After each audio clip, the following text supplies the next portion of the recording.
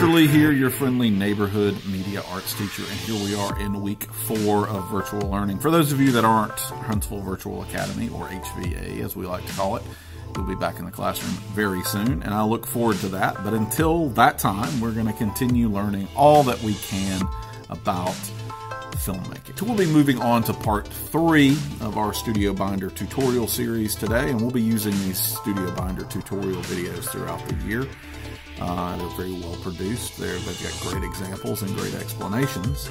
Today we're talking about shot angles or shot height. So basically where the camera is it at the head level or eye level? Is it at the hip level? Is it at the foot level or ground level? And what is the angle? Is it tilted up? Is it tilted to the side? There's a lot of different angles that can be accomplished in filmmaking, and they're there for very specific reasons. So if we use a particular combination of shot size, shot framing, and then angles and shot heights, we are communicating a certain thing to the audience. It's the way cinema has wired our brain. Like, for instance, right now is a Dutch angle. Dutch angle is turned at the side. It suggests tension, discomfort, something not quite right. In this particular scene, it's an argument.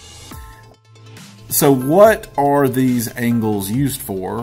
How are they used in combination with the other shots that we've learned, the shot sizes and the framing and composition? How do they all kind of come together? You'll hear a lot in this video about OTS shots, or over-the-shoulder shots, which we discussed last week. And you'll see examples of medium close-ups and close-ups and medium shots and all of those things that we've discussed as well. So we're combining all of the shots that we've learned about previously in with this lesson on camera height and angles. And your assignment this week is also going to be a little different. We'll discuss it after the lovely British gentleman tells us about shot heights and angles. Take it away, British guy. Films are made up of sequences. Sequences are made of scenes. And scenes are made up of shots. In the previous episode of this series, we went over how to frame your subjects, to isolate individuals, or create relationships. But as shot size and framing are decided, you'll need to consider camera height. Specifically, the angle of the camera. This is episode 3 of the shot list. Camera angles.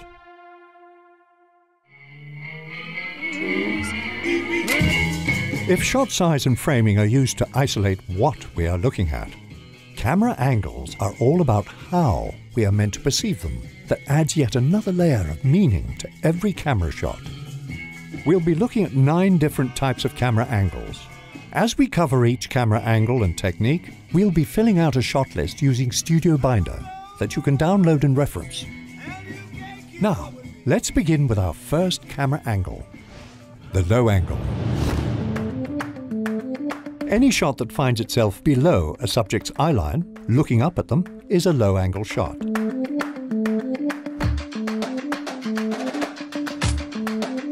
Low-angle shots are typically used to make a subject look more powerful, perfect for heroes and villains alike.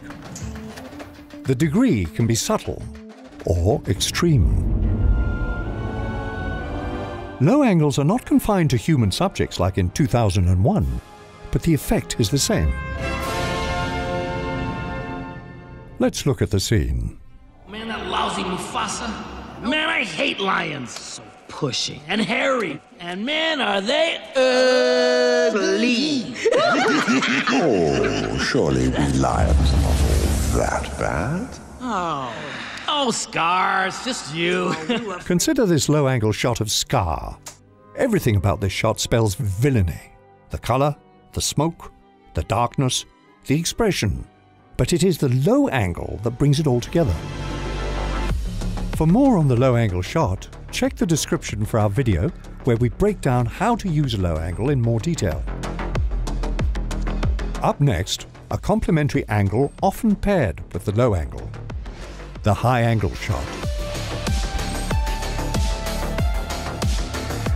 While low-angle shots can pump a character up, high-angle shots can beat them down.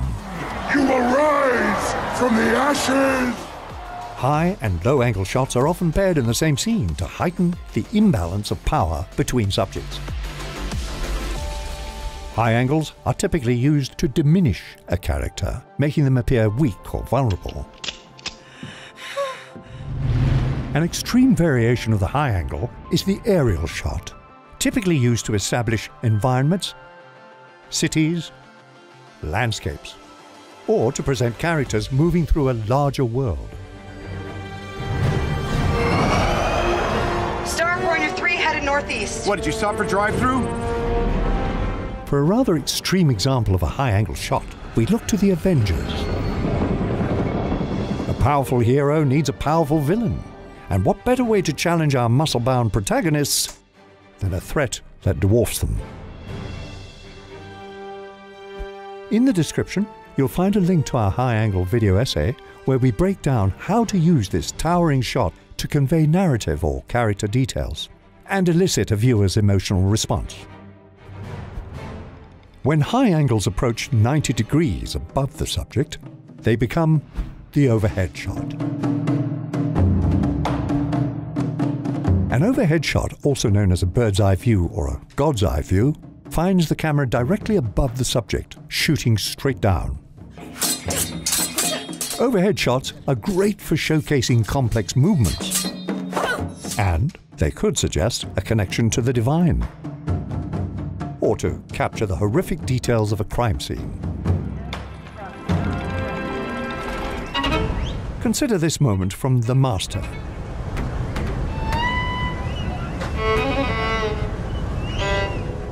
Freddy lays above his fellow sailors, most likely drunk and unconscious, but the shot is presented without context.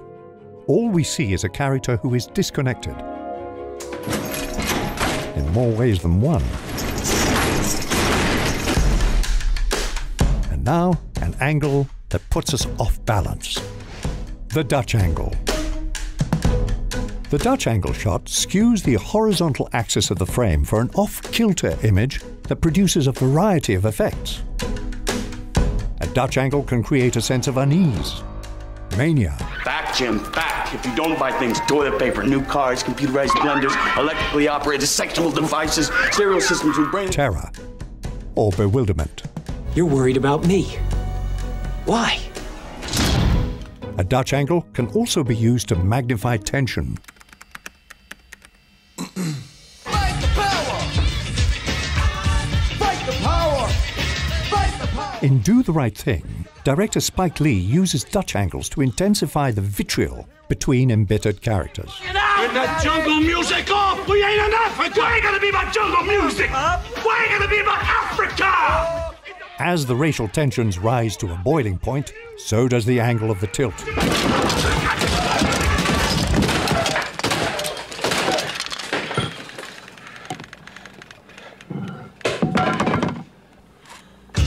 But there are nuances to properly set up a Dutch angle for maximum impact. Check the description to our video essay where we break down Brian De Palma's Dutch angle from this scene in Mission Impossible. You want to shake hands with the devil, that's fine with me. I just want to make sure that you do it in hell. Moving on. The eye level shot.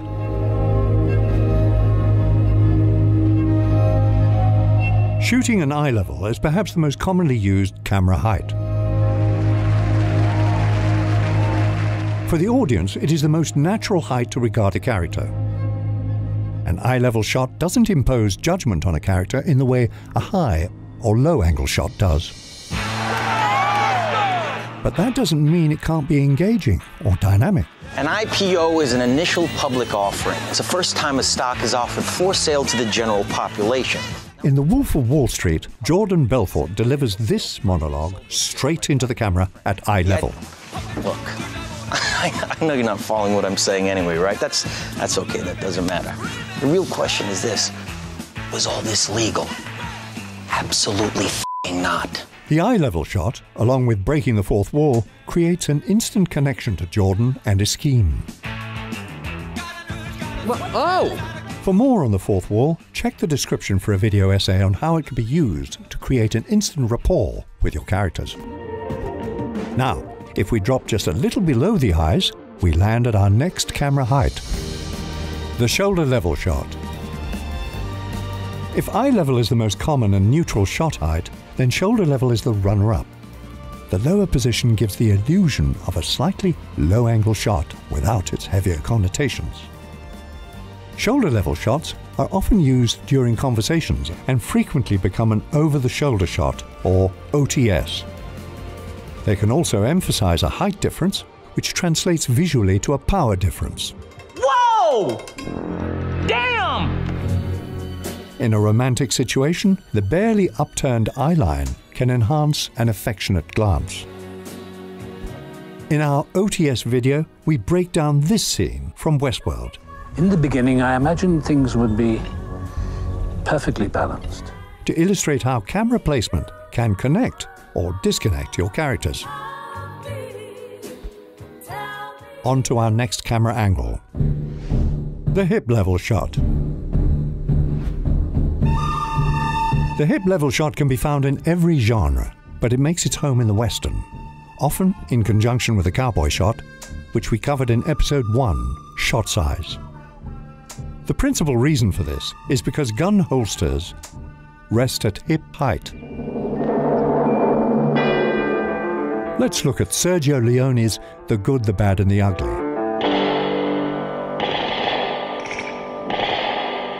Leone jumps between various hip-level holster shots and eye-level extreme close-ups to create an iconic sequence that is as exciting as it is tense.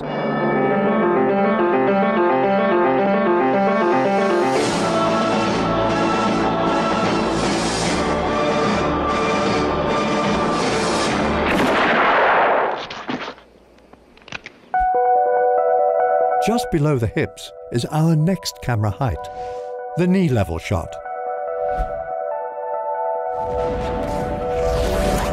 A knee level shot, of course, sees the camera placed at a subject's knee height. Knee-high shots often find themselves doubling as low angles. But this one is a madman. A knee level shot can be a great way to track through an environment following a character. And can be a good way to showcase character details that might be missed in a wider shot. Like in this moment from Forrest Gump. Run, Forrest, run! This perfectly chosen knee-level shot gives us a front-row seat to his personal triumph. Run, Forrest, run!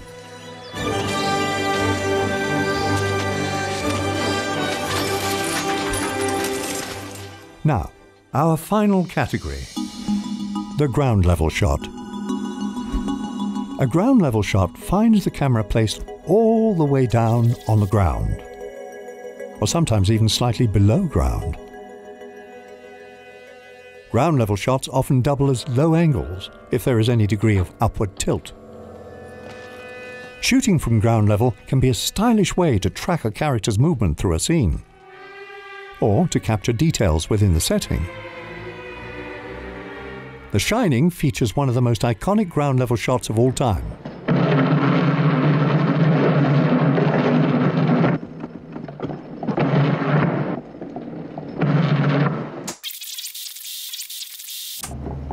The shot is full of dynamic movement as we track behind Danny's tricycle.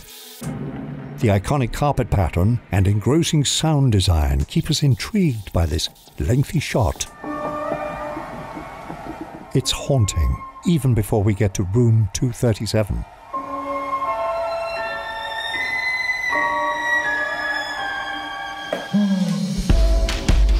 So when you sit down to create your shot list, consider how the camera angle or height affects the messaging. Well, there you have it.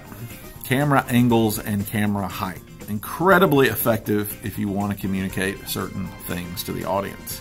You can let the audience know immediately if a character is powerful, weak, scared, discomforted, nervous. You can make the audience feel like they're in the moment intimately, or you can make them feel disconnected. You can use shot heights and angles to show additional details in the frame that help tell your story visually instead of telling it through dialogue.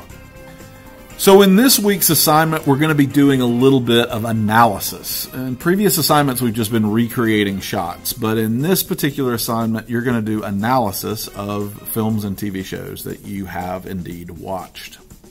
You will all be making a PowerPoint or a slideshow, so there is no real video option this week. So if you've been doing your shot assignment lessons on video, then this week's going to be a little different. So you'll be doing a Google Slide or a PowerPoint, whichever you prefer. Obviously, just log in with your school ID and you can access Google Slides. And then, of course, you have access to PowerPoint on your school computers as well. So in this assignment, you're going to need to find a low angle shot, a high angle shot, a Dutch angle shot, an eye level shot, a shoulder level shot, and a ground level shot from something that you have watched, a movie or a TV show. So it may be an opportunity for you to watch a movie for a couple hours and tell your parents that it's for school. You can also do a Google search and find these images, but it has to be from something that you've watched, because part of this project is to analyze why a shot is being used. You cannot use a shot or movie or TV show that was referenced in the video and explained in the video. For each shot, you're going to, of course, label it like you've been doing for the last 2 weeks, but you're also going to include a 1 to 2 sentence explanation of why that shot is being used. So why did the director choose that height, and why did they choose that angle? Is there something in the story they were trying to communicate, or are there extra details that they wanted to make sure the audience was aware of? So it's important to keep in mind what's actually happening in these scenes. What is the purpose of the scene in which you find this particular shot? Much like I did last week, I'm going to complete this task and then I'm going to show you my examples and explain them. Then you'll notice that I just watched the movie and then found a scene and then paused it and took a picture with my cell phone. So sometimes you see a little bit of reflection in the picture, but that's not what's important. What's important is that we see the camera height and camera angle. I only used movies that were available on Disney Plus, that were Marvel movies or Disney movies, or movies that were appropriate for almost all ages. Just as an example that you don't need to go with an R-rated movie or something inappropriate in order to complete this assignment successfully. So this first shot is from Captain America, the First Avenger, and it's a low angle shot. This is actually the first time we're seeing Captain America in his full costume, and he busts into this room with all of his teammates, and it uses this low angle shot to make them look powerful and heroic. Now with low angle shots, you can go certainly lower than this and angle it more up towards the character to make them look even more powerful. But this is a good example of a low angle shot. The next shot is from the Disney movie The Princess and the Frog. And here we see Tiana and her family looking towards the sky, towards the stars specifically, to make a wish. As our tutorial video mentioned, oftentimes the high angle shot shows a character looking up, calling for help from a higher power or having an experience with a higher power. And in this case, they are looking up to make their wish come true. This is a shot from Avengers Age of Ultron. It's kind of a double. It's a Dutch angle and it's a ground level shot. So we'll talk about what makes it both of these things. In this particular scene, Black Widow is sort of trapped in her own memories because of Wanda's powers. And it continues to build and get more uncomfortable and almost becomes horrific, almost like a little horror movie, as Black Widow relives these memories. And we get a ground level shot of her being wheeled into a room on a gurney. She's going to have some very painful surgery. And this shot is definitely designed to make us feel like something bad is coming, or actually we're heading towards something bad. Here's another Dutch angle. This one is from Thor. The first Thor movie is full of Dutch angles because it's full of sort of fantastical, magical abilities. That's something that wasn't present in the other Marvel movies. It felt very much like the real world with a little bit of superpowers. But Thor is the first one that had like true magical or things that seemed... Thor was really the first movie that had things that at least seem to be magic. And in this scene, Thor has been defeated. He doesn't have his powers. He can't pick up his hammer. He's feeling really unsure of his future. So this whole scene is shot with this Dutch angle to make the audience feel just as uneasy and nervous and unsure as Thor is feeling.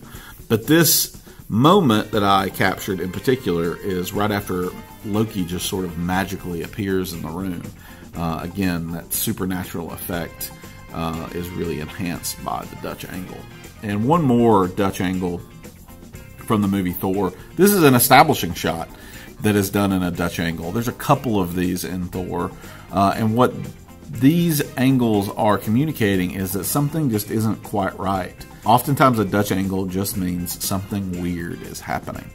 And this is the case in this Dutch angle establishing shot of a hospital.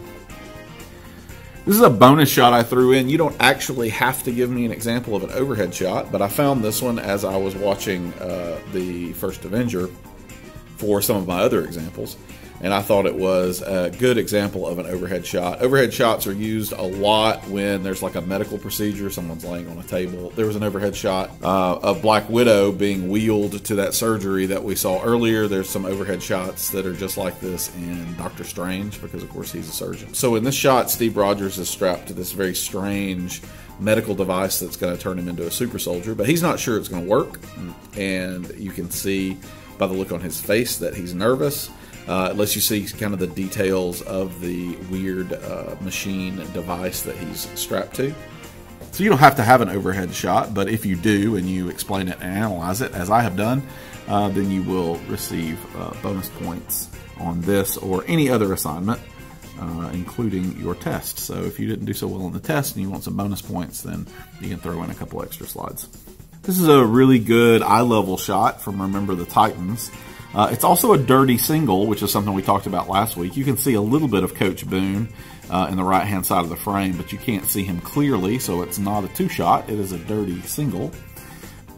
And in this dirty single, Coach Boone is chewing out a player, really yelling at him for not catching the ball.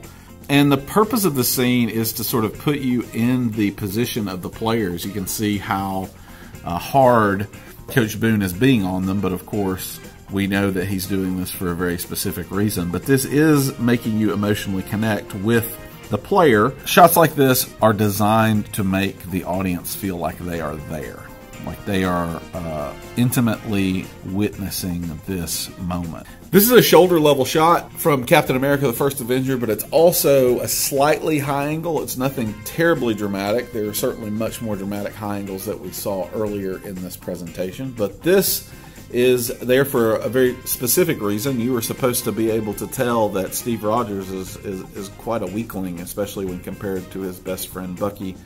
So it's designed to give you a size difference between the two characters, but it is also shoulder level is also very commonly used in over-the-shoulder shots because you are shooting past the shoulder of one character. So shoulder level is very commonly seen in those shots. And our last shot is this ground level shot, which was actually in the tutorial video. It was shown, but it wasn't really explained in detail. So I did like that particular shot, so I did use it in my presentation. But I'm going to explain it where the tutorial video failed to. This is a ground level shot of Thanos walking through all this death and destruction after he's defeated the Asgardians. We don't see him fight the Asgardians. That happens off screen. But we definitely know by this shot that he won, because everyone else is laying on the ground defeated, and Thanos is walking uninjured triumphantly through them. Also allows you to see sort of the details of the destruction. You can see how badly injured the Asgardians are. It's a really effective use of a ground level shot. And also it's the first time we're seeing Thanos in this movie, and all we can see are his feet. This is also an example of a technique called introduction in parts. So it introduces the audience to a character without seeing the full character right from the beginning. What you do is you see part of the character in one shot, and then you maybe see a little more of the character, and then finally the full character is revealed. This is a very effective introduction shot. There's also a great introduction shot of Captain America in his full uniform, the last shot of which I used earlier in this presentation. But it shows him sort of getting ready. It shows him putting on his gloves and putting his shield on his back. You don't see Captain America's face, but you see parts of him. And that introduction by parts is actually something we'll do in a project later in the year. So there you have it, an example of what I expect your final project to look like. Again, screenshotting from your laptop, or taking a picture with your cell phone, or even finding the image on the internet is perfectly fine, and you can use that image in your presentation. However, you have to have seen the movie or show that you're borrowing the image from. Like if you're just downloading it from the internet, you have to have actually seen the movie, because in the analysis, in the 2 sentences that you use to analyze, you have to know why the director is using the particular angle or the particular camera height in order to tell a story. What is he trying to communicate through the audience in using that particular camera angle? It's rare that a camera angle is used by a skilled director at random. There's always a reason for it. So how does it help the scene? Also, the reason that we're doing analysis is this is a great example of your next test. And as you identify the shot, not only are you looking for emotional impact or story impact, but you're also looking at what are all the different combinations. For instance, in this ground level shot, it's also a close-up and could be considered an insert. So it's not just one thing, it's a combination of many different types of shots from the last 3 lessons that we've had. So if you haven't been watching these lessons, and I know many of you haven't because I can track your activity and I can track the views of these videos, you need to stop playing around and actually watch the video, because it's going to give you information that is going to help you be successful in later assignments. We're going to be referring back to these types of shots and angles for the rest of the year, so you'd better know them. I hope to see most of you Thursday in our live meeting, where we'll look at some of the examples of shots that you've given me over the past 2 weeks, and we'll discuss this week's assignment in further detail. It is due Sunday. And if we have time at the end of our meeting on Thursday, we'll also watch some of the vlogs that we haven't yet covered. Have a good week, everyone.